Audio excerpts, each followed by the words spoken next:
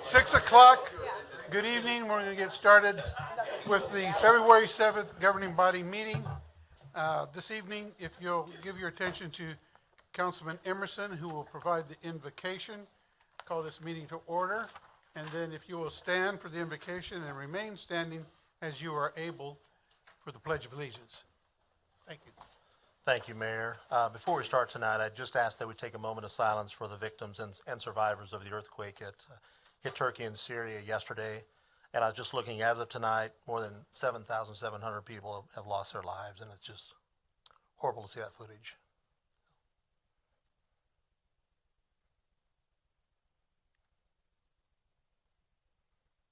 Our Father in heaven, we thank you so much for the beautiful weather that we've had here in Topeka the past few days. And even though it's February and we know it probably won't last, Father, just can't help but think of the contrast between their freezing over there in Syria and Turkey, and just those people, Father, they're hurting so bad. And I just ask that you do everything you can to assuage their pain and their suffering, Father. And even though we have many differences politically, they're children of God, and we just ask that you be with them. Father, I just also ask, obviously, as you know, this is a big week for our region as our Kansas City Chiefs are playing in Super Bowl, and I just know there'll be a lot of people about town celebrating, Father, and I just ask that you watch over everyone here in town as well as those traveling to watch the Chiefs. And Father, for tonight, I just ask your presence here, guide our thoughts, and as we weigh these decisions, Father, for our city and our community. And we just ask these things in the name of your Son, Jesus. Amen. Amen. I pledge allegiance to the flag of the United States of America and to the republic for which it stands, one nation, under God, indivisible, with liberty and justice for all.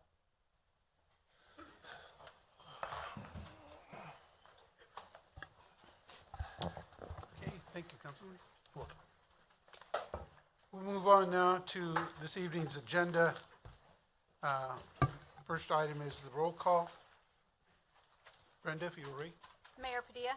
Here. Council members Hiller. Here. Valdivia Acala. Here. Ortiz. Emerson. Here. Kell. Here.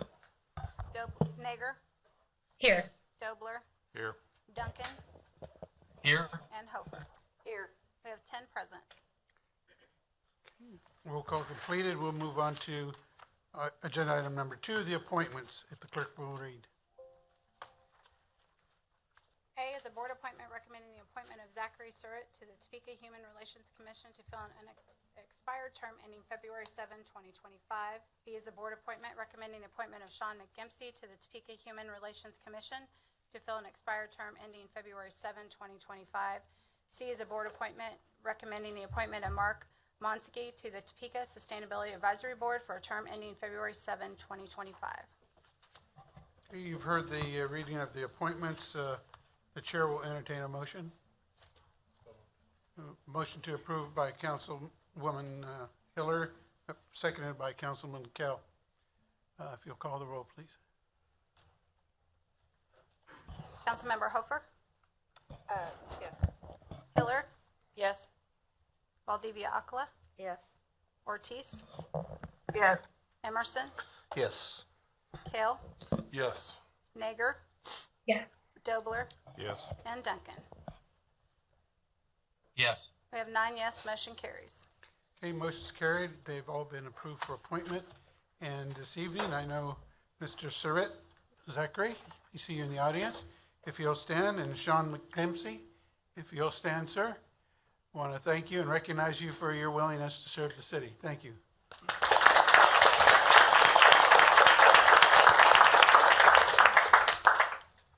Okay, we'll move on to agenda item number 3, the consent agenda, if the clerk will read. A is an ordinance introduced by City Manager Stephen Wade, allowing and approving city expenditures for the period of October 29 through November 25, 2022, and enumerating said expenditures therein. B is an ordinance introduced by City Manager Stephen Wade, allowing and approving city expenditures for the period of November 26 through December 30, 2022, and enumerating said expenditures therein. C is a resolution introduced by Councilmember Karen Hiller, approving a special event known as the 2023 St. Patrick's Day Street Party. D is a resolution introduced by Councilmember Karen Hiller, granting the Celtic Fox an exception to the provisions of City of Topeka Code Section 945-150 at seat concerning noise prohibitions.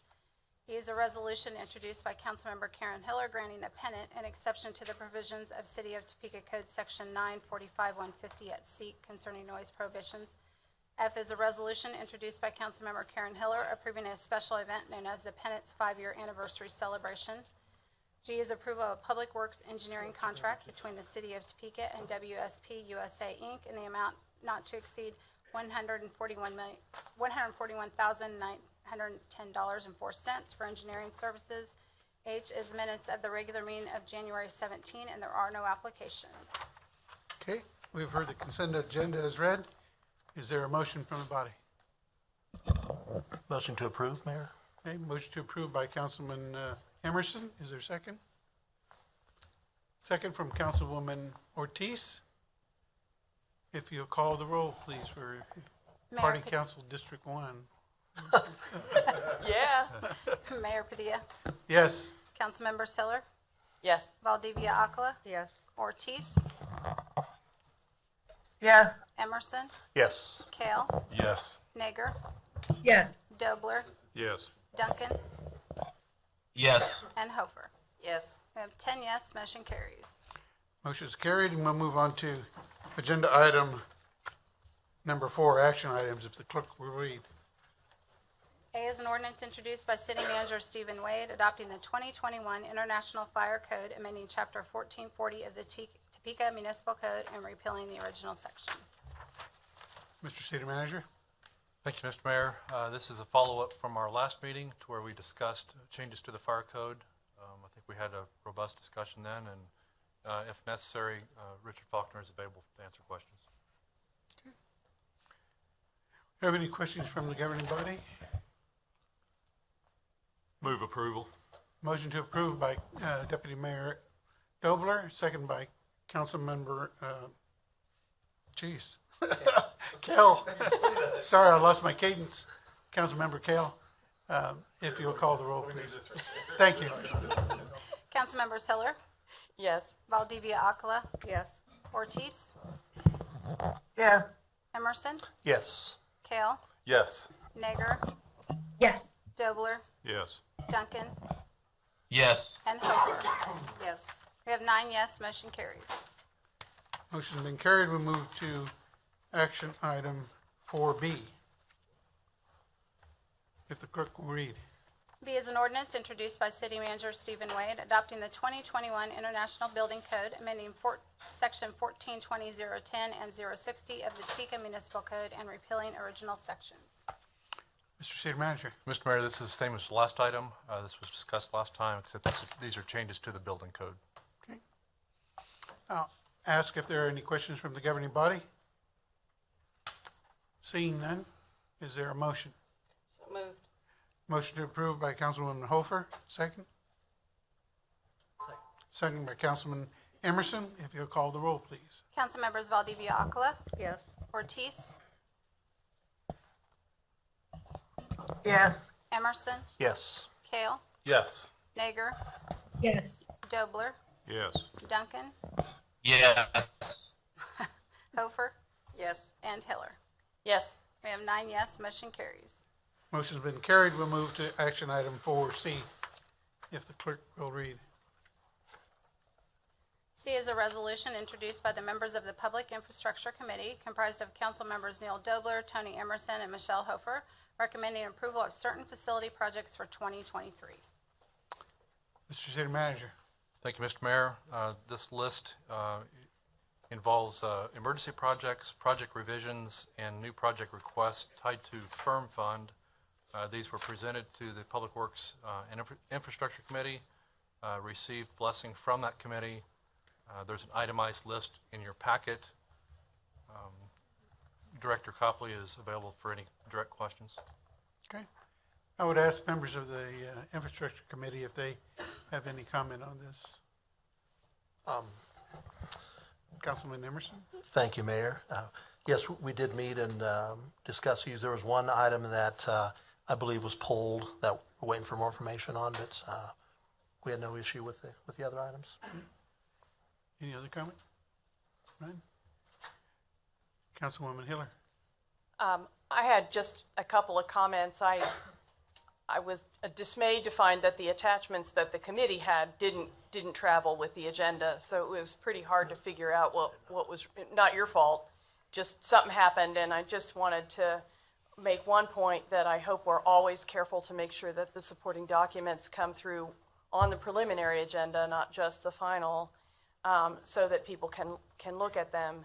In particular, that was important to me on this one because I have had concerns for a long time about the idea of creating these pools, buckets of money, and for us to be approving 2023 projects for the first time, many of which were labeled new projects. It turned out they were on the 2020 list, but when you just look at what came with them, it was emergencies and new projects, and I was kind of like, what is this? So I wanted to ask the city manager a question if I could, and that would be whether we are making enough progress on the planning for these projects, that the firm projects and the other ones that are bucket projects, if you will, can be rostered when we get the CIP budget proposal this year. That is our plan. Thank you so much. Thank you. Any further questions? Comments? Entertain a motion?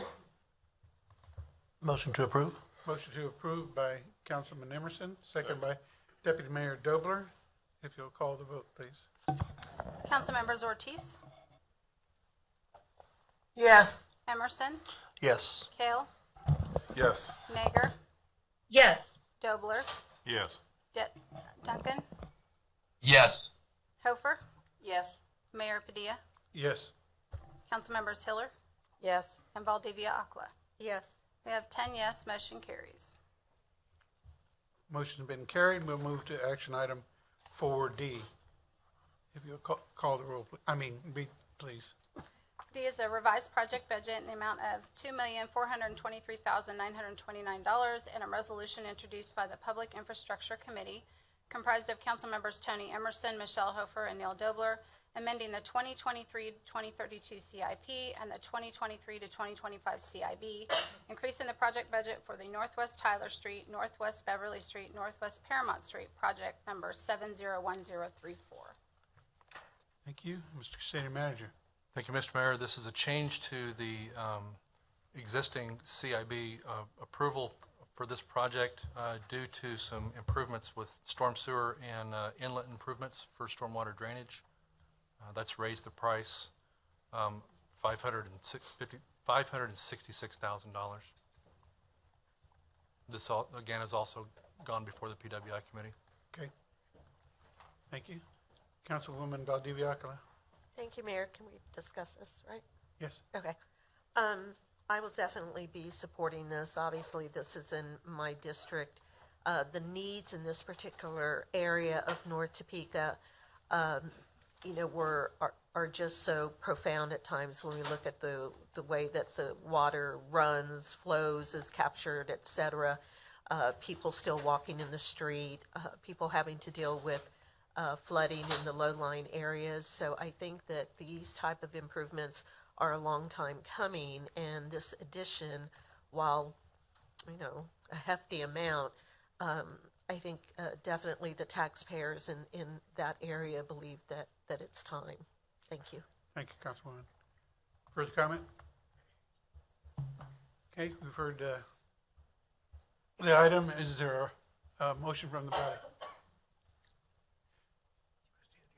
Oh, yes, motion to approve. Okay. Motion to approve by Councilwoman Valdivia Aquila. Is there a second? Second, Mayor. By Councilman Emerson. If you'll call the roll, please. Councilmembers Emerson, Yes. Kale, Nager, Yes. Dobler, Yes. Duncan, Yes. Hofer, Yes. Mayor Padilla, Yes. Councilmembers Hiller, Yes. Valdivia Aquila, Yes. and Ortiz. yes, We have 9 yes, motion carries. Okay, motion is approved. We'll move on to action item 4E, if the clerk will read.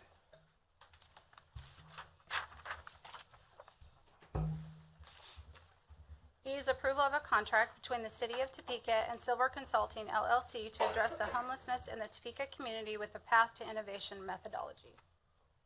Mr. City Manager. Thank you, Mr. Mayor. As everybody in this room is aware, our challenges with unsheltered are not improving.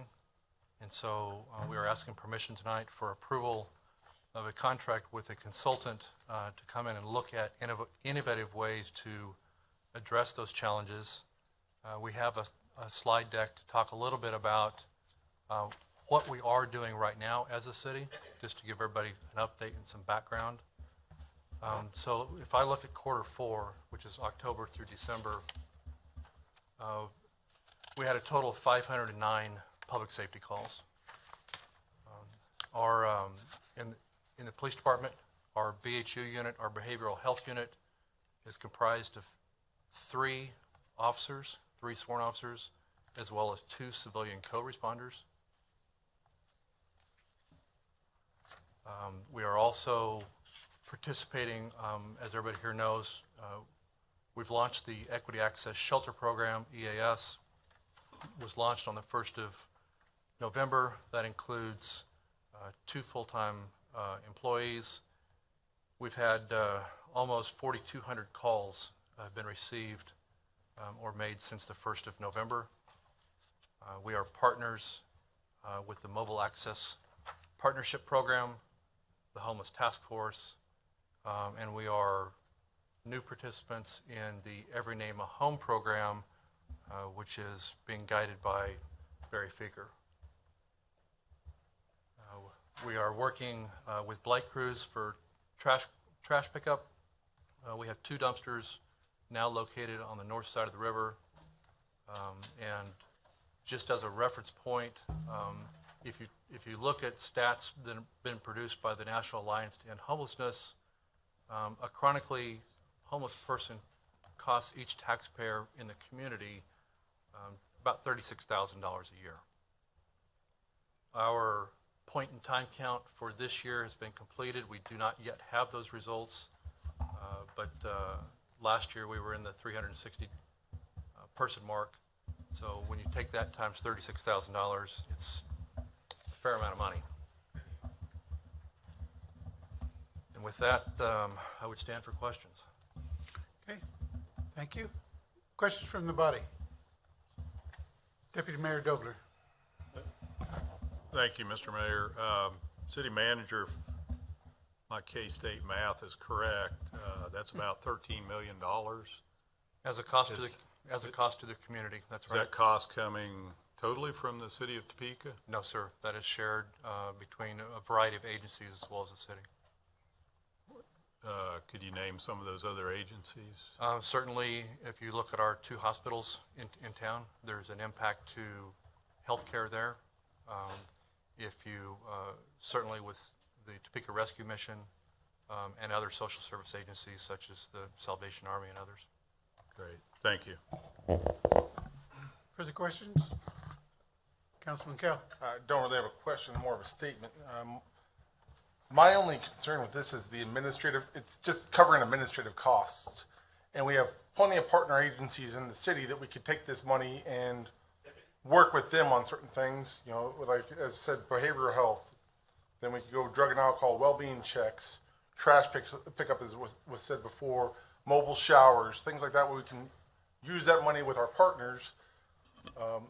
We can work on with the homeless task force on identifying and possible family reintegration, things like that. So having someone from the outside come in and tell us, here's the best plan of action, we just spent money on that. Now it's like, okay, what's that plan going to cost us in the long run? If we already know kind of what we need to be doing and we have partner agencies, I think that $76,000 would be spent a lot better if we just kept it in town and worked with our partner agencies to try to figure out best course of actions and what's what's needed, and possibly even with the unsheltered community, asking them what might be best for them. As you know, like I've discussed with several of the encampments, trash pickup would be the number one thing they're asking for is this: hey, if we get the trash company to come by and swing by and just pick up our trash, that would take away so much of the mess we have around here. And so, you know, I just see money going to someone telling us what we need to do, which may not even be the best course of action for our city. So if I can. Yeah. Councilmember, this individual is actually not going to come into town to tell us what to do. This process is very much driven internal, and it's very much driven by the community. Our challenge is not getting any better, and there's a lot of smart people in this town that have looked at this. There's a lot of money that is being spent to try to address this problem, and we're not getting better. The reason why we're asking for this is to try to find new ways to address it.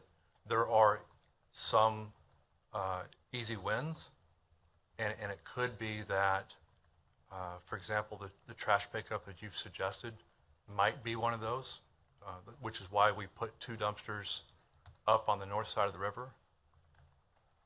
But we haven't figured it out. And so this request is trying to give us a fighting chance to make it better. Councilwoman Valdivia Alcala. Thank you, Mayor. Before I comment on the consultant contract, on the Oakland Facebook page and on North Topeka's Facebook page, I put for folks to please watch the council meeting tonight, because I think just as much as us talking about this as a governing body, we owe explanation to our taxpayers. And basically the only way that our taxpayers, our residents here, get information is by what they're seeing on the news. For 3 years, and I know we've been through a number of city managers, I know there's been a lot of shift and transition on council and in the administration, but for 3 years, it has almost felt like hitting my head against a brick wall. And I know that there are so many people out there that are doing good things. And I know that the colleagues that I serve with here on council care deeply about this issue. The extent of it across Topeka actually blew my mind when I went on a drive around less than a month ago, and you and I have talked about this. I was absolutely overwhelmed with how big the issue is. I think first and foremost is the understanding that we have to give equity, access, shelter a chance. I would encourage folks to look at the Built for Zero model and understand that's what this program is loosely based on. And I verified this with Corey on staff, that their mission is to first and foremost shelter and house the hardest to house people. And I would say that is our unsheltered people along, that have the huge encampment there by Denny's, or that are off of 37th and Topeka, and all the issues that we're having in North Topeka and Oakland. As I pose the question to people in my district, and that we were having this meeting tonight, I'm going to read a couple of the comments, and so I ask you to bear with me. These are Christian people. These are people that have lived here a long time in Topeka, and these are people that have deep concerns. They're not uncaring people. They're not inhumane people. What they want to understand is the real answers that can come from this, and the concerns that they have for living in close proximity of not only the mission, this is not bagging on the mission, but other areas that provide those services. I have one woman said, I've donated money, clothes, and shoes to help people get up on their feet. I've even had a family member in this situation. So I am exhausted with this problem, as I have plenty of my own and have to make it work. Another individual said, I went for a bike ride yesterday on the Shunga Trail. We rode from Fairlawn to Adams. It was disgusting to see the mess that is being created and left in these camps and down in the creek. There is wall-to-wall trash that I saw people living in and walking on amongst their shelters when there are trash containers within sight of where they are. I know, City Manager, that you have really tried to approach this from a humane way, and I would just say that the humaneness also needs to be extended to our neighborhoods, to the people that are housed that do not understand why we cannot get a hold on this. And so I tell them, this is happening across municipalities across this country. This is not Topeka. I had an individual tell me in an email that he was concerned with the amount of services that we provide here, that if we pour more money into this, which I told him we are and we should, that more people from outside of Topeka would start coming here, and it would be even harder for us to deal with this situation. When it comes to this contract, I am very reluctant in that I researched this consultant, and I don't see that they have answers on unsheltered and homelessness. I understand you're saying what we're looking at is a change of mindset, a change of how we look outside the box in a progressive manner that takes, these large problems that municipalities are dealing with. I struggle with this $76,000 because I think it would be easier for me to say, yes, City Manager, if you're coming to us as far as doing what you see for your vision for this city in the next 5 years, and this changing the culture within the bureaucratic nature that is municipalities, then I'm for this. But because I have to answer to so many people about this unsheltered issue, they do not want to see this because they have looked up the consulting company. They have looked up what's in the agenda packet. And I just feel at this time, I think that we have to give EAS more time. We have to look at what we can do, as Councilwoman Hiller has stated, about what we can do to enforce and put more teeth into the ordinances that we have in the books.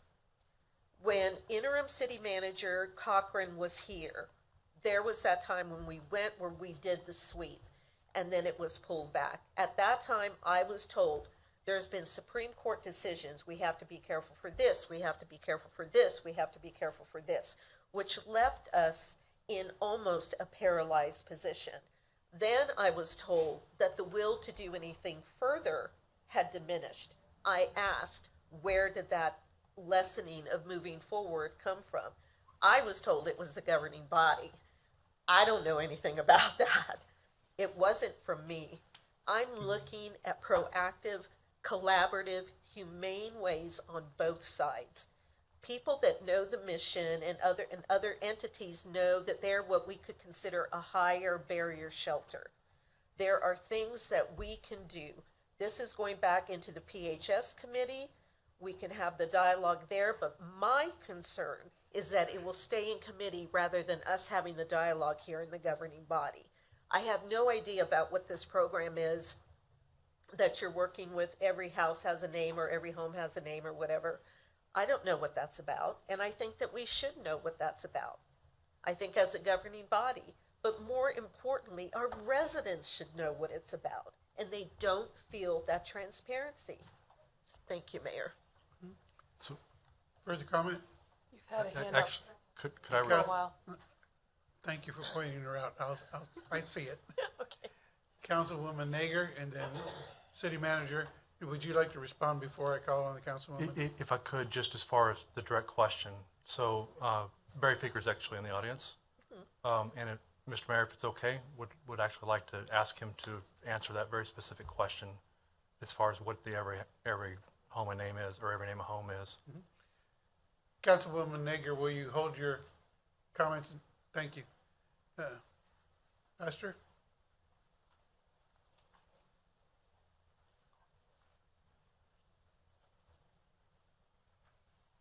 Thank you, Mr. Manager, Mayor, and council members. There's a lot of moving parts to this issue of homelessness, as we all know, and I want to say, as a former director of the mission, that I appreciate this momentum in this city with this leadership that's attempting to tackle this very complex issue. So with that said, Mr. Manager, I have some handouts here tonight, if that'd be okay. We have some different activities that are going on with a number of partnerships. In your packet is something called the Every Name a Home Game Plan, and it is a comprehensive look at opportunities that we have in this community that are currently happening to address the issue of our homeless population. Some things that are not happening, and some things that we can possibly do in the future. So in the simplistic view of the Every Name a Home game plan, which you'll see in there, there's a number of different options. It's 3 phases. One is engagement. That's getting to know our unsheltered homeless population through a variety of different activities. Mobile Access Partnership is one of those. The EAS program is part of that as well in regards to when people make a call to the city. That's engagement, getting to know the person, what their need is, establishing what that need is and finding the best solution. Topeka Rescue Mission's been around 70 years this year, and so it's been determined it's not the only solution to a growing problem. It has its role, but there are other roles. On the other side of that sheet, called Every Name a Home Game Plan, you'll see housing opportunities. There's several of those. Some of those are in existence today. Some need to be supported, maybe in a greater way. Some don't exist at all. One of the things that's on there is a low-barrier emergency shelter. We do not have that in this community. A low-barrier emergency shelter is a place where somebody can come in the middle of the night, might be intoxicated, might be strung out on drugs, whatever the case might be, still has to have some rules. Can't bring your knives and guns and so forth in, but we don't have that in the community. Topeka Rescue Mission has attempted to do that over the years, but you have people trying to work their programs and to go to classes and to get jobs and so forth, and it doesn't mix well to have somebody in who is intoxicated in with that population. So there's a gap in that regard. We talked about 2.5 years ago about a transitional program to go from living in a tent or under a bridge or whatever the case might be to something that would be called a transitional tiny home community. The reason we brought that up is those have been successful in other parts of the country. So you'll see on there a number of things that a group of people are working on. There's another sheet in there that shows all the partnerships that are working on this. The Every Name a Home Partnership, you flip it on the other side, the Mobile Access Partnership, and the EAS, run by the city partnership. That's to demonstrate all of the different entities that are working together right now. It's pretty impressive when you look at it. There's a lot of activity going on in this community in that regard. So we got a long way to go, but we have some momentum here. And again, I think my hat's off to this council, its manager, mayor, for addressing this issue. Many communities don't know what to do. They're frustrated. They try one-offs. They put a lot of money in one direction. Doesn't work, so then they quit for a while. You look at Los Angeles and how they've been bottlenecked for years and years on billions of dollars, and they have an emergency there. Many other communities are like that. We're not in that situation, although we do have problems. And it's better to get a hold of it now than wait. So, Mr. Manager, I think that what I wanted to do is just thank you for the opportunity to share. There are some good efforts going on, but we're definitely wanting input from this council and possibly a consultant at some point to help us to see if we're on track with that. Thank you, sir. Thank you. May I ask Mr. Feaker a question? Yes.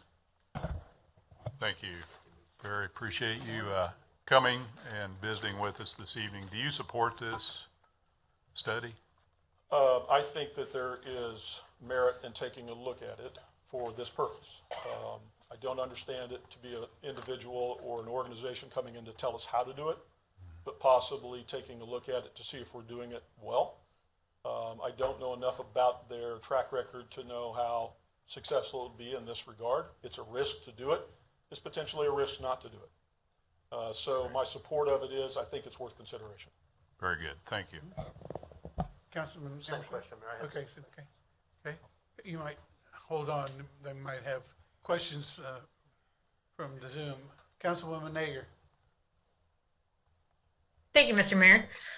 City Manager, first and foremost, I just wanted to go over the estimated cost that it would be $76,000, and you had it divided up between about $64,000 for teaching and coaching, only $6,700 for administrative and project fees, and then other project expenditures, $5,000 for travel expenses. With this, I'm not saying that this is necessarily, is it a study or is this education to empower our city government employees? Councilwoman, it's actually very much empowerment. The process is very data-driven. It is research-based. So we're going through a very similar process right now in looking at our challenges with affordable housing and economic development. We're about halfway through that process right now. We're very much in a stage to where we are interviewing stakeholders to try to understand what is holding Topeka back, and certainly what is our role as a city government. This same individual is leading that effort. That is coming at no cost to us. So it's a very drawn out process to make sure that we are not going into it with assumed solutions. We honestly don't know what those solutions are. So it's walking through it, looking at items, and then testing it, which may be the most important part of this, to where you come up with what you think is a solution and you test it so that we're not throwing a bunch of money at a solution, not knowing whether or not it's going to work. So what I'm hearing is basically we're applying the scientific method to this particular challenge within the city. So we're not spending any more money to gather any more information on our unhoused population at this time into what we have already spent, correct? That's correct. Okay, I wanted to make sure because I got an email from an organization that's very involved in the community, Jump, and they were saying, no, don't vote for another study. So I just want to clarify, this is not a study. For Silver Consulting, why this particular consulting firm? Why is this the firm that's going to help us go ahead and reshape how we go ahead and approach this problem? A lot of it has to do with the methodology. It's methodology that we are working through right now. So there is also familiarity with this particular consultant. She does have experience in 2 other communities in regards to unsheltered population. One of them is in Nevada, the other one is in New Jersey. The process in New Jersey has actually been very successful to a point to where they were awarded a $1 million grant as part of their efforts. Are these communities like equivalent, I don't want to say equivalent, but comparable to Topeka and Shawnee County? I'm not that familiar with Patterson, New Jersey. Reno was the other one in Nevada. Okay. And then where did that grant money come from? It actually came from Bloomberg Philanthropies. Okay. All right. I think that's everything that I had for right now. Thank you. Okay. Barry, you can go ahead and have a seat. If they call you, call him back. I kind of had a follow-up with him also. Well, let me acknowledge Councilwoman Ortiz, who had her hand up, and then you will follow her. So if you want to stand and wait, you can, or have a seat. Either here or there. I'm Councilwoman Ortiz? Thank you, Barry. Have a seat. I want to thank the city manager for this homeless initiative, but I think we need to take a step back because when this came on the agenda, I was kind of confused. You know, staff, Corey Wright and some of her staff went out to Arizona, and they had this big old plan and brought it back to the council, and nobody liked that. And they talked about putting a homeless area over by the mission, And people over there didn't want that, and no, we'd have to do this and we'd have to do that. And it was a very, very good plan. And then I didn't hear anything more about it. Then the next thing I heard was, I don't want to say the tiny homes, but I guess they were. I know Neil said he'd buy one. He said Hannah would probably buy one. People start, we had a update on that. Then I didn't hear anything more, and I think we need to first come together to see what we have, to see if we can make it work, because I think we've got a piece over here and a piece over here and a piece over there. And the way that I see homelessness is there's people that want help, people that don't want help, and the mentally ill. We got to put them in categories and figure out where they're at. I don't know if we've done that. I think we're moving just a little bit too fast. I know I had asked the city attorney this week. I don't understand how all of that area right there at Croy and Kansas Avenue, Brett Kell's area, that is still there, that is just growing more and more and more, and there's nobody over there. So is that our responsibility to go pick that up? I've had calls that said the city comes out and they fine us for our mess, but yet you guys are using our taxpayers' money to pick up their mess, which I understand where they're coming from. I'm seeing more trash out there after the homeless camps, if they spend the night or whatever. I just think this needs to be a separate, and we all need to meet and see where we're at before we have somebody come in, because I think we are on target. I think we need to understand what we're doing and how we're doing it. But as elected official, I don't even know that. And, I thought we were buying tiny houses. I mean, that sounded pretty good.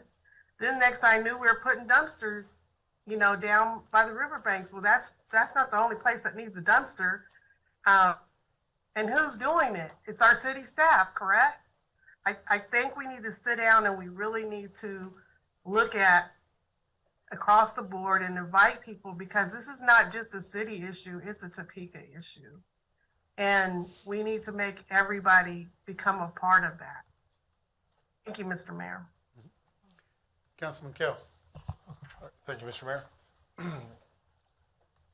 Has there, and Mr. Speaker, City Manager, has there been any studies done on the tiny homes? Because that's something I've been saying for a couple of years I think would be a great idea. I even have a perfect spot. I would put it in my district, pretty much almost right where the councilwoman said, which would be like 37th Madison, because there's so much open land there that if we get a hold of that land and work with our partners, Habitat for Humanity, Scent, things like that, put in a couple offices for things that are needed for access, for like DCF to come in, and maybe the rescue mission, other things like that could come in and help. I know it's further away from where those things are at, but if we allow accessible areas where they can get those services, I would love to see what a retrofitting a hotel or even a tiny home community would look like, numbers wise, if that's already been done. Because again, we also have hotels that are falling apart and people are just trashing them, and they'll put up a fence around it, but doesn't mean that someone doesn't jump the fence and go trash that hotel some more, just like right across the street or in the same parking lot as Home Depot. That one is constantly getting trashed. I think if we look at some aspects like that, we could actually maybe spend our money more wisely if we had those, especially if we already had those studies done. To answer your question in regards about studies, there's been many studies done on both the congregate hotel operations to take those over, as well as the tiny homes. There's a serious debate on which is the best approach. But yes, there's been a lot of study on both arenas. If you could get us access to that, that'd be great. If you have that material, We can do that. all right, thank you. Further questions? Spencer's been having. Councilmember Spencer Duncan there. Recognize him, he's a little fuzzy. Looks like he's 12. It's a little fuzzy. That's how my day's gone. That's why I'm on Zoom. So, thank you, Mayor. Look, part of the reason we are having this conversation or to this point is because homelessness is one of the one or two issues that, quite frankly, is kicking our you-know-whats. And I don't blame anybody in this room or in our city staff. They work hard. They have brought new ideas to us. We are putting more resources than we have in a very long time into all of these programs. We are new FTEs. We've got police working on this. We've coordinated with social services. The work that Corey and her team and other people do in staff, people really have no idea. They honestly don't. We sort of tell it here and there, but they really don't know the depth of what it's doing. For me, as I've looked at this, first of all, I'm going to tell Silver Consulting, and hopefully they're listening, your website's god-awful. When you go for jobs like this, it does not look at what we're looking at. You have to dig very deep to find it, and I found it, and it's in there, but you got to go way too deep. So you might want to fix that when you're coming to talk to cities like us, so that all of our constituents out there who went to your website got a little confused. But I did do the deep dive, and I've read what's in their contract, and I think they are qualified to assist us with this effort. And what I think that effort is I think in this next year, we have very tough decisions to make as a governing body. I mean, they are going to be tough, and they're going to be balancing what's best for the overall community in terms of changes we can make versus how we help people in new ways. I think we have all of those ideas. They are out there. What I believe this consultant is going to do is two things. They're going to help us understand what some of those trade-offs are. If you do this, you can then do this. And what that means is if you put this kind of program in place, you can pass some laws that do this on the other side. I think the second part of that is we are struggling as a community to take all of these things we've talked about and coordinate them and funnel them into a workable, overall, overreaching program for the entire city. We're doing a good job on some levels, but what we need at this point is an outside perspective to come in, meet with all those stakeholders, look at what all those resources are, and give us a little more direction to our city staff and our city manager to say, all right, bird's eye view, now that I've dug into it, is this is how you funnel everything you're doing into a workable, long-term solution to this problem. That's how I view this, my conversation with the city manager, and looking at the contract and looking at the work they've done. I think this is our step back. I think this is us taking a step back and saying, okay, we've got all this stuff in place. Now let's see how we take it to the next level and make some of those tough decisions. And so for those reasons, I'm going to... Thank you. Councilwoman Hiller, and then Councilwoman Valdivia Alcala. Thank you, Mayor. I have a question for Barry and then one for City Manager, if that's okay. Okay. When this came out, your every name a home, or the fact that there was some sort of coalition working on planning was mentioned in this. My understanding in asking a few questions of the city manager was that it was like, oh no, you were doing your thing, so this would not impinge on that. My question to you is, does your group, do you think you're on track to solve the issues that you're looking at, and do you need any help? Yeah, great question. I think we're on track to do more than what we've done, to take a look at a holistic approach to the complexities of the issue and try to deal with them in a complex way.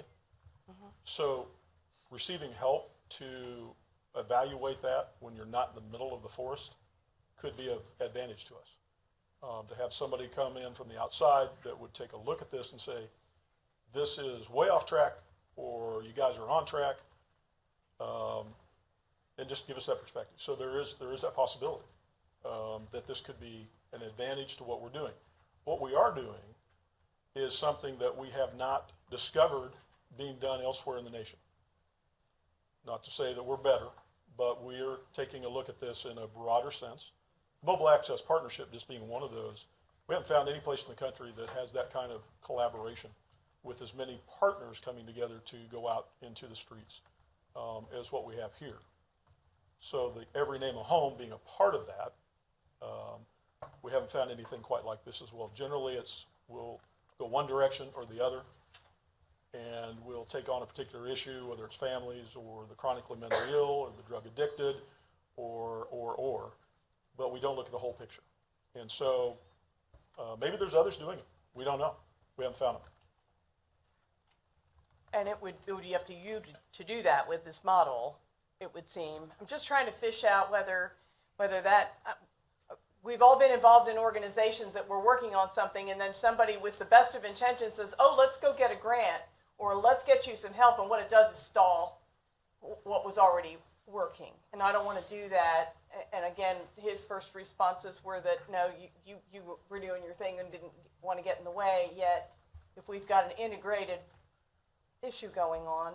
I think we're at the beginning of the integrated issue in a different way than we've done it before. We've had good relationships amongst agencies in the community for a very long time. Now we're taking those good relationships and we're trying to take it to the next level of everybody bringing, so to speak, their tools to the build to see what we can do, and then find out what tools we don't have and see if we can add those. So I don't see a consultant being in conflict with this. Theoretically, could happen, could be a detraction, but also could be a great asset. We don't know.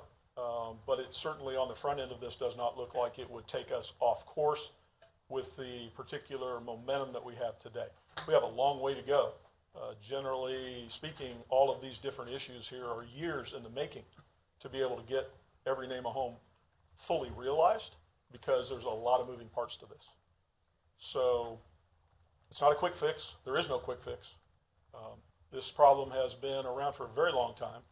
It's getting worse nationally, here locally, but it's time that we do something proactive differently than we've done before. Add on to the good things, get rid of the bad things, things that don't work, and do it together. So I don't see this being a conflict with that. Thank you. My second question then would be more to the city manager. When I read this proposal, which I'm inclined to think we do need that innovation help, so don't misunderstand the comment, yet it seemed all focused on adding to services for homeless persons. Being compassionate and humane, which to the person in this city, I haven't heard anybody who expressed concerns about the trash in the camps, the negative behavior, the dangers, and so on, who didn't in the same breath say, but I care about folks, I want to help them. Yet, and Councilwoman Valdivia Alcala brought up the other side of that problem, which we've all heard as much in terms of the camps and things being out of control, there being fires, people dying, people building shelters that are not permitted and are risky, and so on. And so none of that side of this homeless issue really is mentioned in this proposal, yet not only for the community to say, these folks are citizens just like we are, and we have the same rules.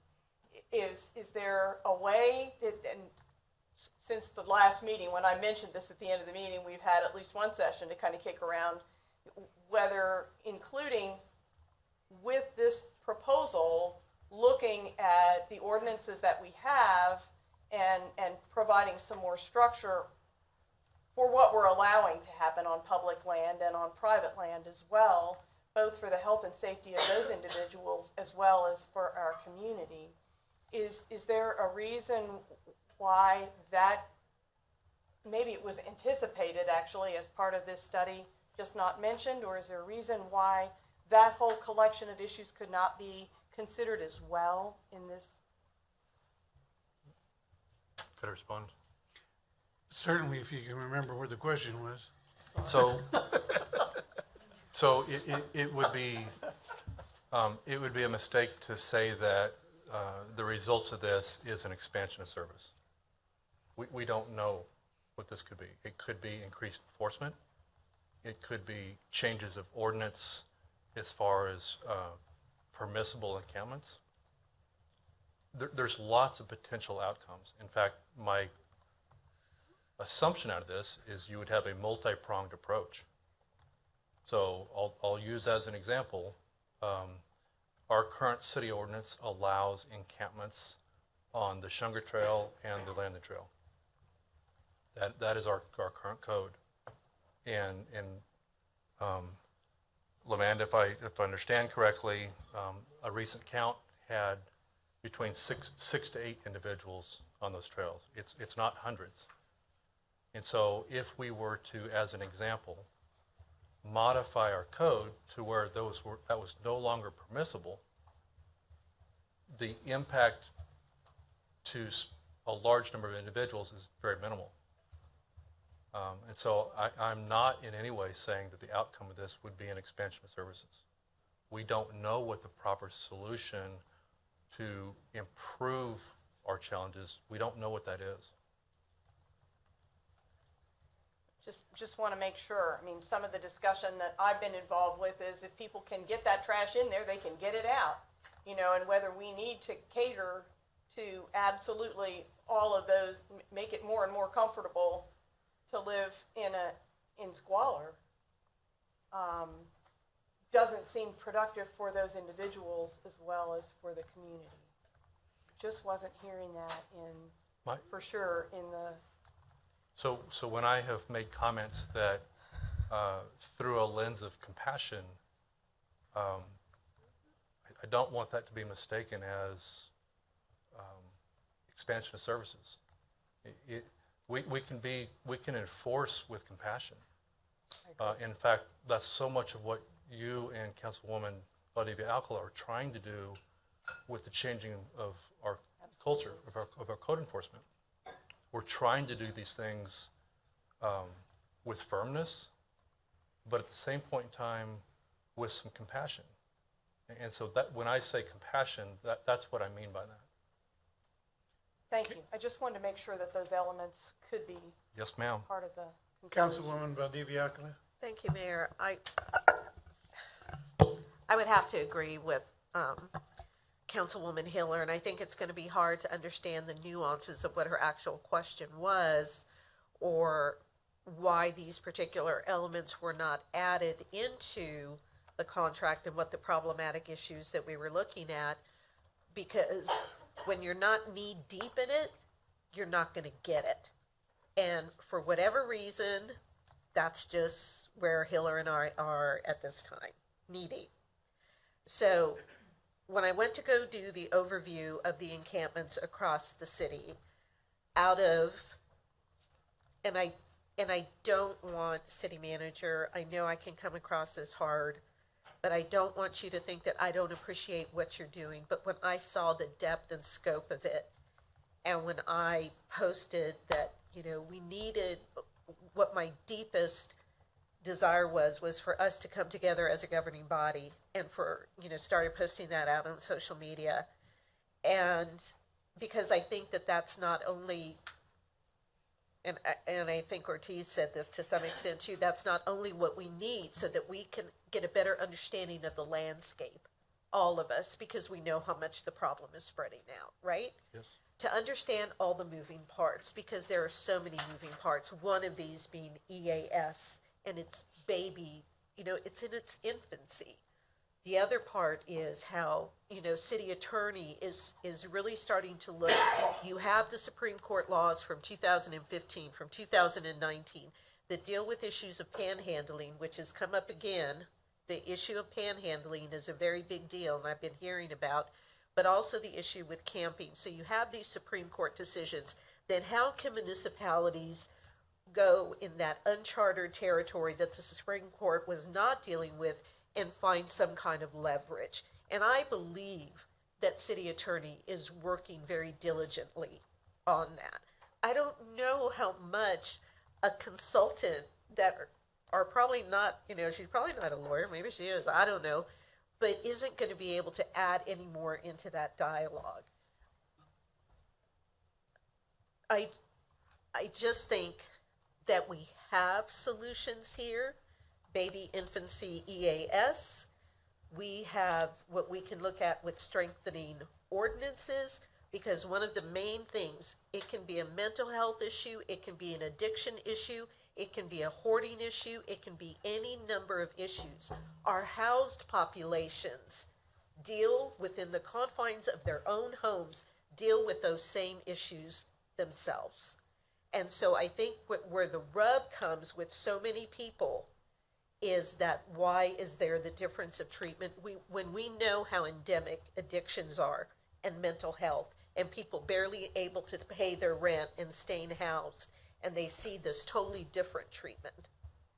Forget the Christian element or unchristian element. We are talking about humane in both capacities. We are talking about compassion in both capacities as well.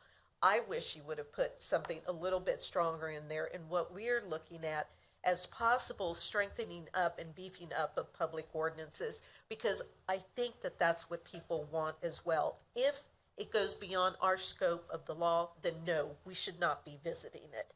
But if we can find some leeway in there, then yes, I think a lot of people want to see that in Topeka. Thank you, Mayor. A lot of good conversation.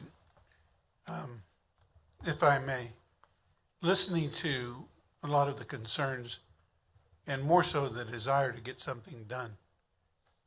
I think I struggled with this a little bit when I first saw it because for quite a while I've considered that we have excellent city employees who are good at problem solving. Oftentimes it's not recognized for that. EAS has been mentioned, Corey's been mentioned. I wouldn't put her on the spot right now and ask her if she thinks this is a good idea, because that would be unfair. But I know her work is important. It has been successful. It hasn't been overnight, but nothing's going to happen overnight. It's my experience as well that with consultants, and had the same issue when we would take them at the police department. We would get an outside agency come in and give us some suggestions.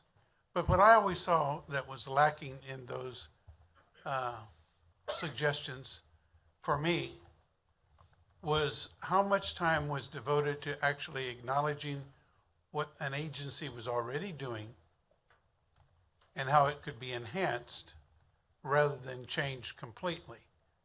And for me, that's where I would be really insistent upon any agreement for a consultant to, as part of the first steps, to look at us as an organization and as a city to see what our capacity is. Because while we have all the elements, I think of any suggestion a consultant would come up with, we still, in my humble opinion, lack the concerted wherewithal of one mind to get it done. And oftentimes when you sit and wait for a consultant, you're not doing anything. I don't believe that's our case here in Topeka. I think that if we approve this proposal, it's incumbent upon city manager and staff to show what is continually being done while any consultant would look at our infrastructure and what we're capable of doing. Our capacity has to match the suggestions that we would get. It does no good for somebody to suggest that we do these things like they do on the East Coast, West Coast, or whatever, if the state of Kansas and the city of Topeka has conflicting restrictions that keep us from doing that. If those are identified and those are a part of the recommendations, then that goes to, I think, help us actually implement whatever may come out of that consultant. Because otherwise, it will be, we can do this, but we can't do that. And so it'll be, again, a different, almost formal piecemeal approach, and we can't continue a piecemeal approach. I think the partners that we have in the city, with Vallejo, the Rescue Mission, other nonprofit organizations who bring their voices to this problem, really are hopeful that we are of one mind and of one set, and that we've determined that this is where we're gonna go, and set that out. That if a consultant's working for us from day one, the first thing we have to have from them are action items that we can do today, not at the end of that consulting period. For me, that's something that I would really want to insist upon, and I don't think you can include all those things in a contract proposal as has been suggested. Include this, include that. I think it has to be a clear understanding between the city manager, as directed by this governing body, to make that clear to the consultant if we take one on. That's the expectation, period, because there are always going to be variables or things that are left out that someone will think of after this meeting is over. They'll think, oh yeah, I should have mentioned this, oh, we should have mentioned that. That's always going to happen. But you have to act on what you know. You have to act with the capacity that you have in place. And for me, I think that's where I see where I would support this, where in the past I may have been reticent to do so, but I think for me, this gives me the expectation that this governing body will make clear to the city manager and to any consultant, if this passes, that this is what we want. We don't need a study. We know what, the city of Topeka has the ingredients to get this thing done. It's just a matter of bringing them all together to get it done. So for me, I would speak in support of it. I would encourage my colleagues to think about that. Think about the possibilities rather than what we may or may not have included in the proposal itself. So those are my comments. Any further comments? Councilman Emerson. Thank you, Mayor. Yeah, what I'm going to say will be a lot of it, sound like an echo of the mayor here, but, this is an area that I thankfully don't know a lot about. But I know, Reverend Feeker here has forgotten more about homelessness than I'll ever know. So when I hear people get up here and talk about all the things we're doing and this may be a value, I'm willing to, I guess, roll the dice here and follow your lead, city manager. And as long as, again, kind of echoing what the mayor said, if this consultant can give us, actionable items to do, I think it's been said maybe by several people, we don't want another study. We don't want something to sit on the shelf. If we're going to spend this money, I want it to be something that we can actually start making an impact, or at least align these organizations, see what's working. Before we invest a lot of money down one pathway, hopefully this person can come in and evaluate what we're doing. So I like what the Reverend said about, when you're in the forest actually doing the work, it's maybe hard to see where you're going. So for that reason, I will support this. But again, with the proviso that this is actionable, they bring back actual steps we can take. Thank you. Councilman Dobler. Thank you, Mr. Mayor. I too have struggled with this. It's difficult to define, but as a former mayor used to say, sometimes these issues boil down to you can do something or you can do nothing. And sometimes it feels like, I know there's a lot going on that we don't see every day, but as a city council, sometimes it feels like we don't know what to do. I also know that we hire a city manager to deal with issues like this, to bring us the best tools that he can. And I think he's trying hard to do that here. Is this the right consultant? Is this the right price? I don't know. But I'm going to support it because it does feel like we're taking a step in the right direction. So a couple of caveats with that support, if this does pass.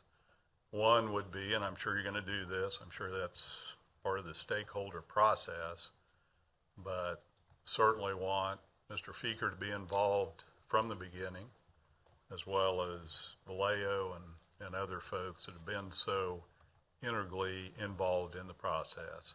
The other thing is, I'm in the consulting business.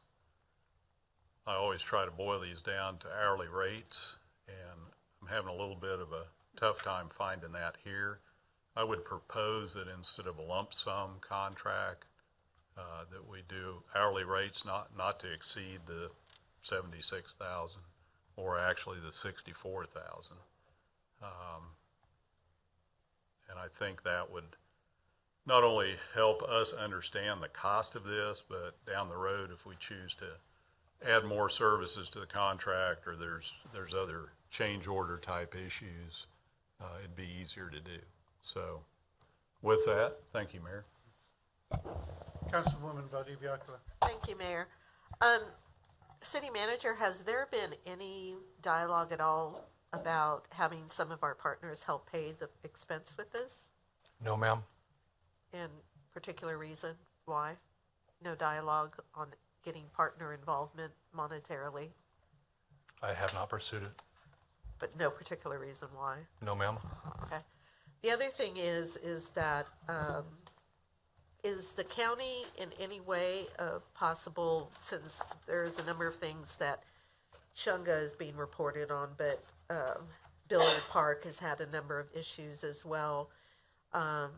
Is there any appetite at all to reach out to the county to collaborate in any way, whether it be monetary, whether it be putting heads together to look at this crisis, since they do care for the parks and they're vested in Topeka and the county? I can tell you that I met with, happened to be in the same place as two Parks and Rec employees yesterday, and this topic absolutely came up as to one specific encampment. There is an appetite with the county to try to find a solution. So do you think then that that might lead towards a healthy dialogue between the city and the county for collaborative solutions, whether that be monetary, whether that be whatever? Yes, ma'am, I do. And is there any way that we can find out for sure and get an update on that later about any possible partnership or collaboration? Yes, ma'am. Okay, the other thing is that I understand that there's probably not a big appetite to continue dialogue on this, and I have no desire to talk something to death. The thing is, though, that we do know that we're at, rather a crisis level at this point. So what would your suggestion be, since there are council people that are more involved, less involved, it doesn't matter what the reasons are, but so that we as a governing body moving forward with this consultant, it sounds like, because it sounds like the votes are there, as we move forward on, trying to see if what PHS, the Public Health and Safety Committee, can do is they take this up again, to have something more comprehensive delivered to the governing body. I know one of the things that I think that is not understood enough about is the novel nature of EAS and how that city becomes that focal point, and everything kind of, centers around the city, the agencies. And there are so many pieces to this, and it's so large that, to me, having something put together that is comprehensive but yet understandable to us all, to me, I would really like something like that. I don't know if there's the appetite to have that on this body, but that would be a question I pose. So, excuse me, one thing I can say is part of this process is that there are regular report outs. And so, for example, the process that we're going through right now on the economic development side, and there are 12 individuals inside the city that are part of this team. We are making regular updates with the mayor.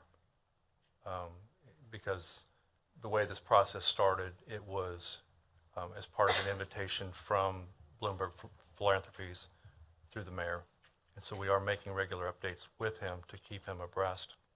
We can do that exact same thing for both programs, coming back to council on a very regular basis. Then, and I doubt that that's anything that needs to be voted on, but I would say that being as vested as my district is in this, and I'm sure other districts, I would really appreciate that. Yes, ma'am. Because some of the information, and I understand you're doing the best you can, they came to Councilwoman Hiller and I, just both knocked us almost off our feet because it was affirmative, it was affirming, but that we're both so knee-deep in it, it just came as a total surprise. So I would hope that that communication would come to us as well, and it is deeply appreciated. Yes, ma'am. And with that said, and what feels like a more collaborative nature and not the silo mindset that we have become so used to within any number of cities, but this city as well, then I do believe that I can support this. Thank you. Thank you, Mayor. Thank you. Councilman Kell?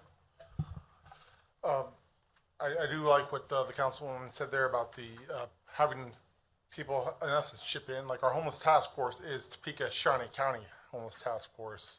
I was looking at other cities that are dealing with this right now. Oklahoma City a couple of years ago had one of their partners donate the money to the city to have this done. I would be more apt to support it if I knew the county was behind us with this. So when we have something like the homeless task force, we're not necessarily butting our heads against our own, because I believe every county commissioner has a piece of Topeka in their district. So, that's something they should be looking at also. And then also looking at partners. And I would almost request maybe that we hold off this until maybe until like the 21st of this month, and to see the appetite of others to join in with us before we sit there and agree to this, when we could possibly get the county commissioners and a few of our partner agencies on board of this also. Councilman Goldberg? Thank you, Mr. Mayor. Councilman Kell, I appreciate, and I think it's been said a couple of times, trying to find partnerships to help finance this.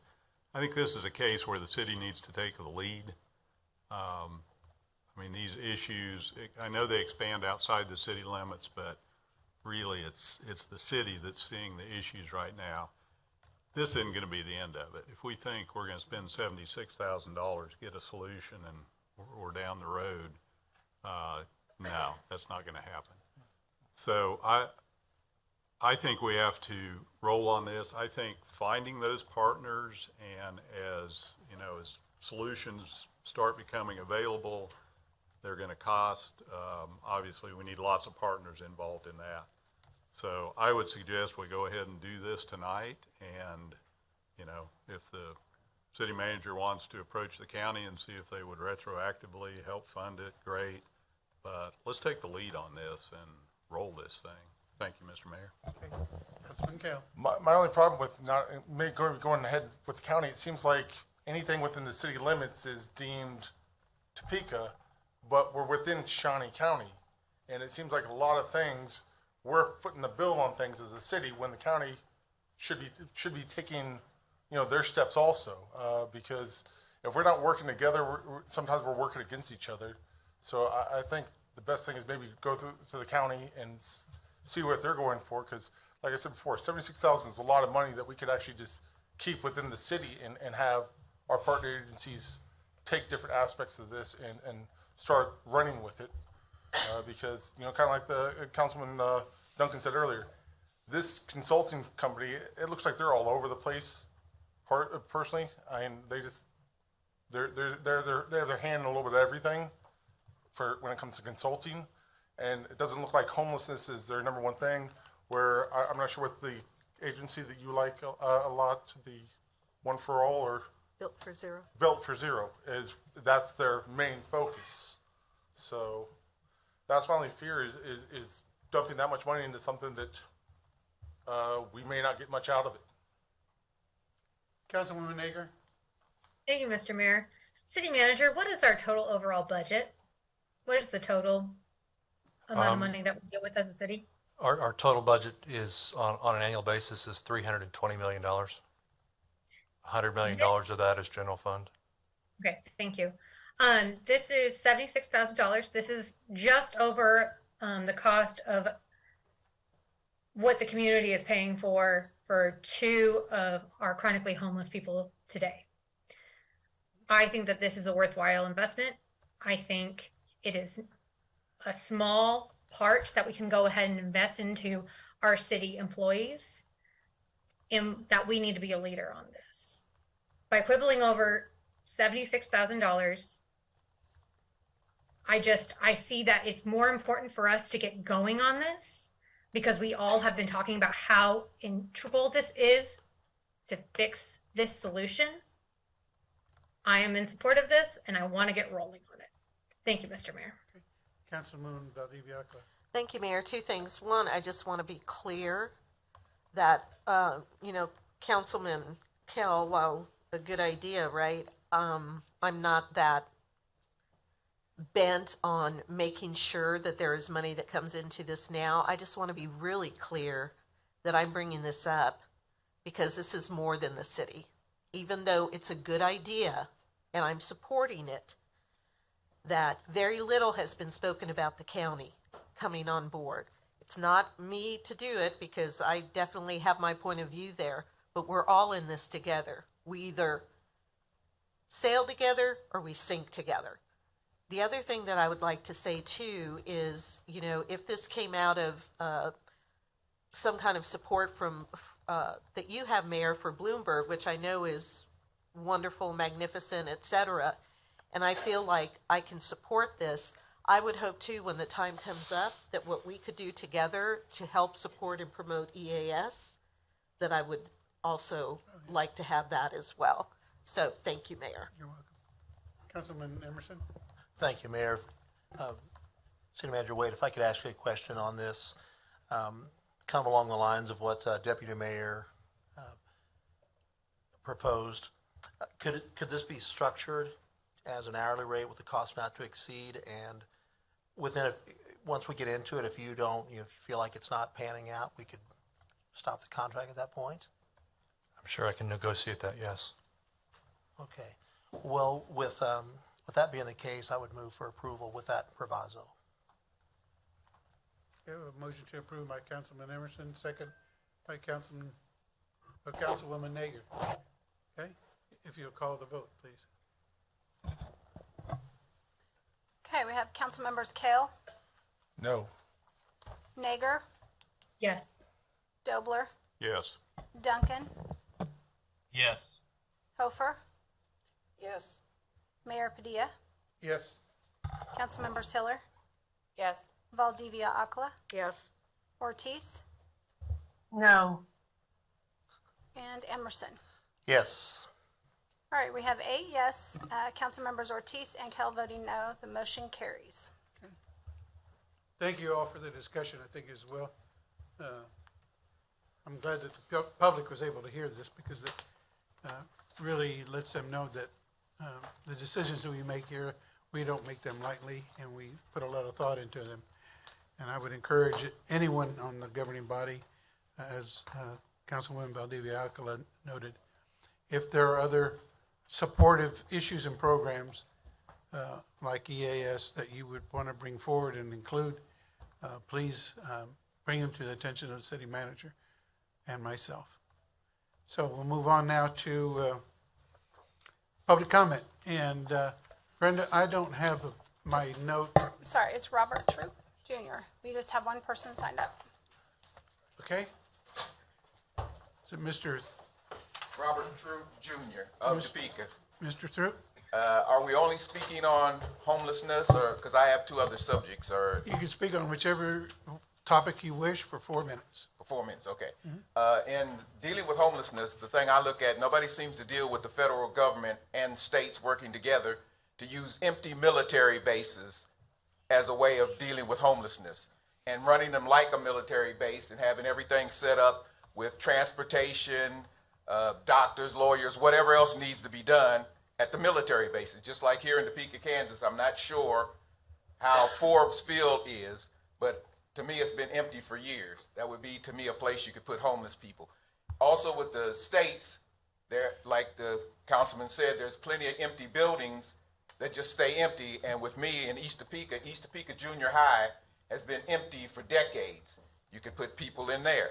And those are the type of things that, to me, nobody seems to talk about or think about. military bases are just sitting there with plenty of rooms and places that people could be and live and do different things in. And that would be some place that would, to me, be away from different neighborhoods and everything else. So that's the solution I've been looking at for years, and I've also called different people and tried to talk to them on federal levels and everything else. So to me, states should get with the federal government. I know that's a snafu with the federal government, but anyway, that's my solution. My other thing is living in East Topeka. I've lived there for 30 years, and month after month, you can usually hear gunfire. The thing I don't hear is a police response to the gunfire. I don't hear the sirens. I don't hear anything after midnight and so forth and so on. I would like to propose that the city has 2 police patrol cars in north, south, east, and west of Topeka that patrol that area at night after midnight and deal with stuff like that. I was privy to a situation where a gunman stood in an alley and shot through a house 8 to 10 times. There was no police response until the people that were in the house, and one of them got killed, called the police. I don't understand why we can't have more police at night in different areas of Topeka. And last but not least, living in Topeka basically all my life, I can remember when we had Atchison, Topeka, and the Santa Fe Railroad. I can remember when you had Trailway bus stations as well as Greyhound bus stations, and finally an airport. Now there's nothing. And that really bothers me because I travel not a whole lot, but I travel every now and then, and I'm not one of them people that like to use a credit card and go through all this stuff online talking to somebody. I like to go in and buy my ticket, pack my bags, and be ready to go. I'd really like to see somebody really deal with the fact that we need to have an airport, bus station, and a train station back in Topeka, Kansas, like it used to be. And I know once again, I'm dealing with something that a lot of people, look at. Time marches on and everything becomes new and improved and et cetera, et cetera, et cetera. But to me, not having those simple things in Topeka is not an improvement. Thank you. Still have 1 minute left. Oh, well, basically that's Just making sure you know. Yeah, well, I heard the ding. I thought I was through. But anyway, that's all I'd like to say. And I really hope the councilman and other people really realize there's out-of-the-box solutions to a lot of stuff in this country that we don't deal with. Thank you. Thank you for your comments. Okay, that's the only person signed up for public comment. Correct. Okay, we'll move on now to announcements, if the city clerk will read. Okay, for the February 14th agenda, we have 1 professional services contract on the consent agenda. We have 2 ordinances for Auburn Washburn Middle School. One's for the annexation and the other's for zoning for a new middle school. And we have 1 ordinance for Potwin Lofts 2, and that's located at 400 Southwest Washburn Avenue for a PUD. We also have a special meeting of the governing body on February 14th. It's a work session for strategic planning. At this meeting, the information from the community meetings a year ago and the results of the brainstorming from the January 24th meetings will be presented. Following the presentations, the governing body will be tasked with coming together to determine their priority outcomes for the city. That is located at the Law Enforcement Center on February 15th from 1 to 5 p.m. And there will be no public comment allowed, but you can send written comments to the city clerk's office. You can email those to cclerk@topeka.org. Thank you. City manager. Thank you, Mr. Mayor. 2 quick notes today. Our new CFO, Freddie Malgene, is in the back. Freddie, wave. Hey, Freddie.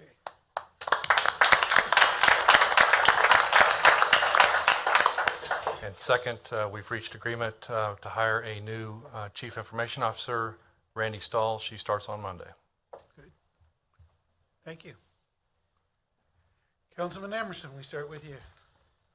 Nothing, just everyone have fun this weekend, but be careful.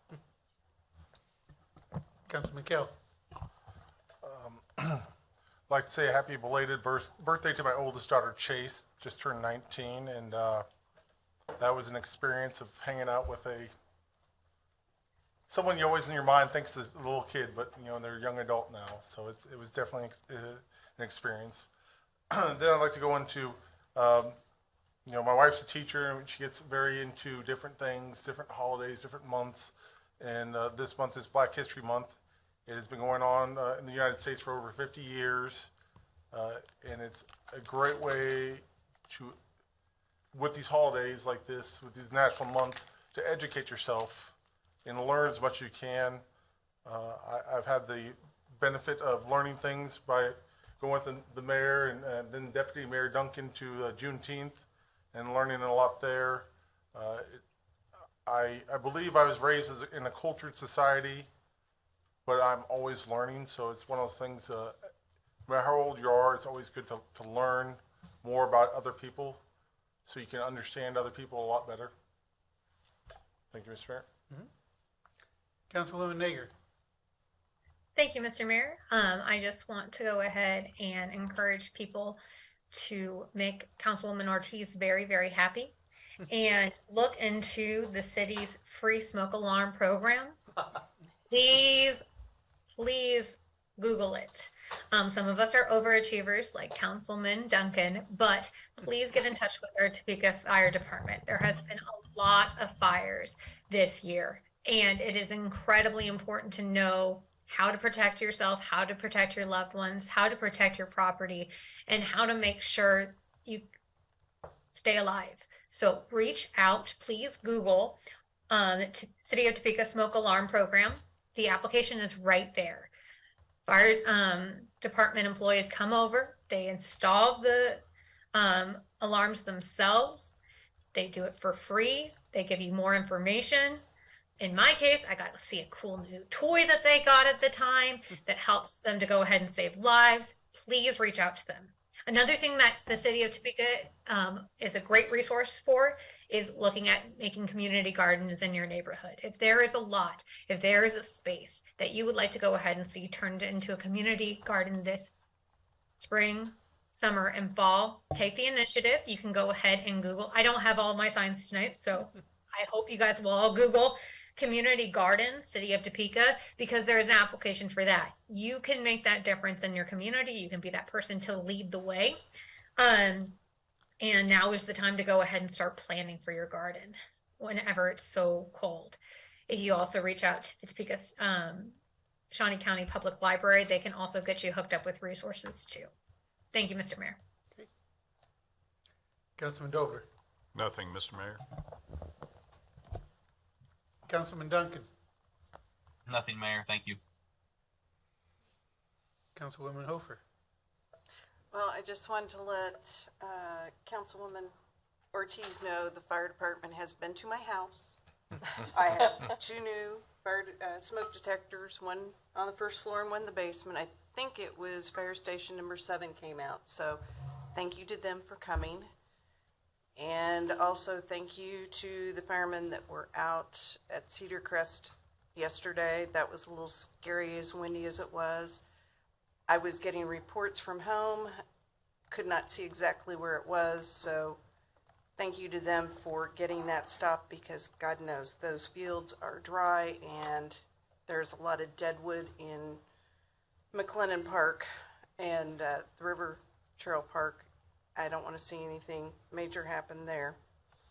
Also, if you get a chance and you've got kids who love to go to the Discovery Center, Children's Discovery Center, they should go and see the new Daniel Tiger exhibit. I went, and my great-nephew was lucky enough to meet Daniel, and he was just enthralled with getting to see him, and the kids just love going there. So if you get a chance, it's a good place to take your kids. Thank you. Councilwoman Hiller. Thank you, Mayor. Just one thing, I think people know that, most people do, that I've been involved with Topeka United and the program called Mosaic Partner Pairs for the last 2 years. And we are going into our 3rd year, and applications or submissions for being paired for that 9-month engagement that will run from April to December are open right now. In simple terms, Mosaic Partner Pairs is put together to be a program that people from all walks of life in the community can engage together in, that's foundational to building a stronger community that celebrates its diversity and is constantly working to improve equity, inclusiveness, and opportunity and welcome for everyone who's there. And the program pairs people who are different on the outside but have similarities on the inside for a 9-month period. It is a serious commitment of time, but it's a structured engagement where people agree that that time that they spend together is safe space, and agree to talk about have difficult conversations about uncomfortable issues. And so it's a wonderful opportunity to find it, going to the Topeka United website, then clicking on TU initiatives, and under that, Mosaic Partner Pairs. You can find out a lot about the program, and the portal for entry is there. We also, if there are enough youth are welcome to be part of that in what you might call the adult cohort of that. Again, all income levels, all parts of town, all races, colors, religions, and so on. But if there's enough interest, we may do a youth cohort that will be a little lighter and a little differently structured. So if people are interested in being part of a youth cohort, right now go to the Contact Us in that Topeka United website and just pop a name and an email address in there, and we'll work on getting back with them. But that's it. Thank you. Councilwoman Valdivia Alcala. Thank you, Mayor. Just wanted to send out prayers and much love to the Ramirez family that was involved in that horrific fire on the 200 block of Chandler, right across the street from Our Lady Guadalupe Church. Horrific circumstances, but it's good to know that they are out of the hospital, and there's much heartfelt support that I've seen on Facebook for this family. Also, in celebration of Black History Month, I would just tell you that Rodney Harmon under Black Mentors is doing an epic month-long interviews with different Black folks in the community, males, females. Their stories are just so fascinating to hear. There is a list on the Facebook page about who is getting interviewed every day. Rodney's a good interviewer, so got to commend him for that. Listened in on an interview of Mr. David Banks, and that was truly interesting. So I would just say anyone that can listen in and take some time to help celebrate the wonderful diversity we have in this city, the stories, take some time to do so. Thank you, Mayor. Thank you. David, I didn't know. You're a celebrity. Good man. Councilwoman Ortiz. Thank you, Mr. Mayor.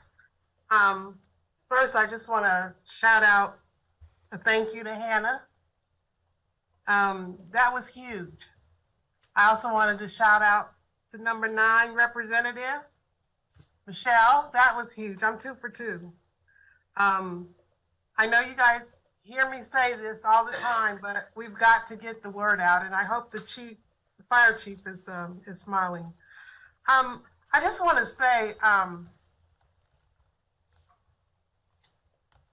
tonight was very hard for me to vote no on that contract, but I feel like there's a lot of educating that the council needs to have. I'm not blaming anybody, but I hope that our city manager would look at that and look at what's been done and then come forward, even though they voted to approve that. I hope that he would take it in consideration to see what we have done and what can still be done. And I hope that my colleagues in the Public Health and Safety Committee, I hope that they will not be discouraged whether this goes to their committee or not, because some good things will come out of that. And one of the good things that came out of it the last time was we got to talk to a lot of the homeless people to see what their issues were. And one of them was they didn't have any IDs, form of ID, so they couldn't get a job. And they couldn't get a Social Security card. And with all the people that came through the Public Health and Safety Committee, I believe it's Sergeant Clam, he came forward with an idea And that's where our IDs come from. And we started getting people their IDs, and they started getting a job, and then they were able to go with Corey, and they were able to get in housing. And that was huge, because I think, if I'm not mistaken, we're 1 out of 5 in the nation that has done that, and people are mirroring off of us that is being done, and it's still being done today. And it's pretty slick. Matter of fact, I've tried to have that conversation with the state, because the police can look up things that we can't as citizens and know who that person is, whether or not. So that was just one thing, and we did get some people into housing, but we do got a long way to go. And there's a lot of brilliant brains out there, and I know we all get busy, but at some point we're gonna have to stop and figure it out. Again, I just want to thank the city manager for bringing that forward. But I just felt, as for me, we get these presentations and we don't know what happens. And I know that we're changing hands, and I know that we're doing all of this, but at some point we've got to keep up with that. Because I even asked Liz, I said, I'm really lost, because I was looking for the tiny homes. That was just such a big presentation when Corey got shot down. And nothing's happened. And at some point, we've got to do a follow-up and come back and say, this isn't going to happen. Thank you, Mr. Mayor. Okay. Thank you, Councilwoman. Speaking to this homeless issue again, if you ever get the chance, in Topeka, I think some of the council people have participated. I've done this as well. There's a couple opportunities throughout the year for you to take part in a poverty reenactment at the library, where you put yourself into the position of a homeless person and needing resources. And then there are people there who represent the resources in the city of Topeka. And it's eye-opening both for the vendors and the resource providers, and for those who are participating, to see the struggles, roadblocks, and things that get in the way of trying to make a simple solution to a serious problem, because they're trying to help, but we always get caught up in procedure and process. And I think procedure and process is what kills a lot of our efforts. So if you ever get the chance, and that's open to the public, take a part of your day and involve yourself in one of those exercises. I think it's pretty eye-opening. The one thing I want to mention today is I was able to recognize, with a group of people in my office this morning, those who support the National Gun Survivors Week from February 1st through the 7th. And even though this is the last day of that acknowledgement and recognition, this is something that we need to be aware of all the time. There are a lot of people who are touched by gun violence, as was spoken by one of our speakers tonight, and you just don't know where it's going to end up. Oftentimes we suppose that it will be in the other side of town, but it can happen in your neighborhood too. I've heard the gunshots in my neighborhood too. So it's possible for you to be affected by gun violence at any given time. And so anything that we can do to help the survivors of those gun violence incidents, and anything that we can do to help support law enforcement and others who are trying to curtail that kind of activity in our community, I would encourage you to do so. So that's all I have. There is also a need for us to go into at least 2, maybe 3 executive sessions this evening. So if I could ask the city attorney to read, please. The first motion would be to recess into executive session not to exceed 45 minutes for consultation with the city attorney to discuss attorney-client privilege matters regarding multiple individual cases as justified by KSA 754319B2. The open meeting will resume in this room in the Cyrus Holiday Building. I don't know its name. The following staff are requested to assist the governing body in its deliberations: City Manager Wade, City Attorney Stanley, and Chief of Litigation Shelley Starr. Okay, you've heard the need for an executive session. Is there a motion? Motion to go into executive session by Councilman Kell. Is there a second? Second by Councilman Emerson. All those in favor say aye. Aye. All those opposed? Okay, we'll go into recess, into executive session. We'll take a 10-minute break before we start our deliberations.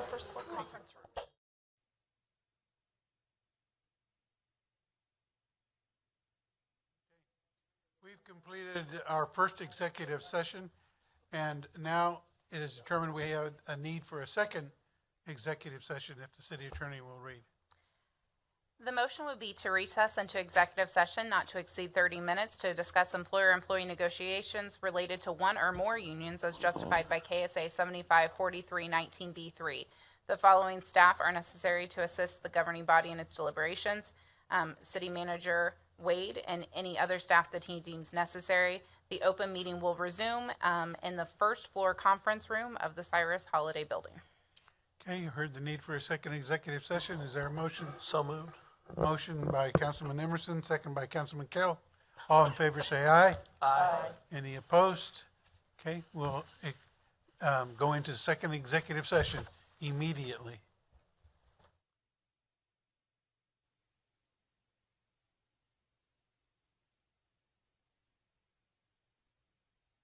Coming out of our second executive session, it's been determined that we do not need a third executive session this evening. So unless there's any further business to come before this body, I will adjourn this meeting. We are adjourned.